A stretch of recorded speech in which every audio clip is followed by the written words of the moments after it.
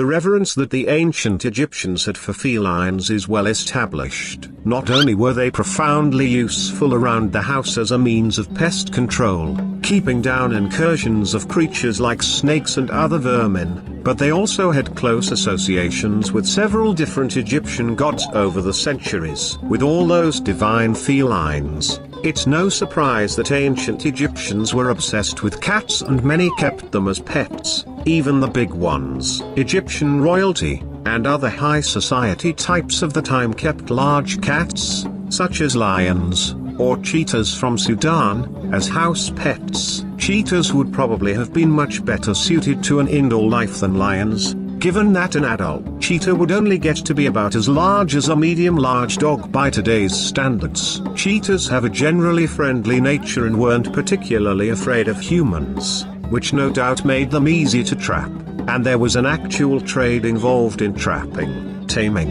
and training the large cats. Cheetahs, not only were they sometimes kept as pets, on the owner's death they would be buried along with them, both for companionship and because it was believed that the cat's speed would take the owner's soul to the afterlife more quickly.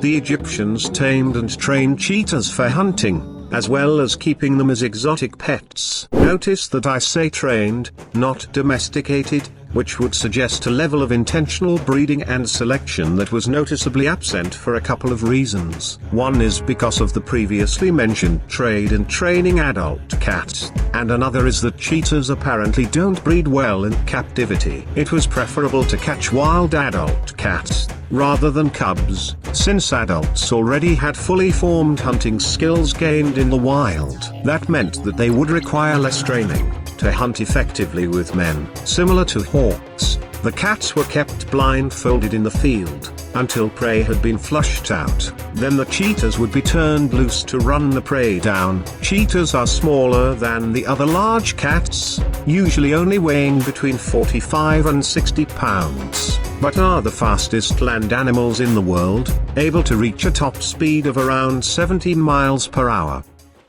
The cats tire easily, though, and can only sustain that level of speed for a few minutes at a time. Their speed, combined with their excellent daytime eyesight, made them extremely well suited for the job, and the style of hunting they used wouldn't have overtaxed the cat's stamina, given the expense and relative difficulty of finding and taming cheetahs. However, hunting this way was a sport reserved for the rich and the royal. The relatively low population of cheetahs, combined with the cost and relative difficulty of finding, catching, and training the cats, meant that hunting with them was more of a diversionary practice for enjoyment, rather than practicality. Even so, it's clear that the ancient Egyptians held the cheetah in a regard as high as all the other felines, and that they played an integral role in Egyptian life and culture.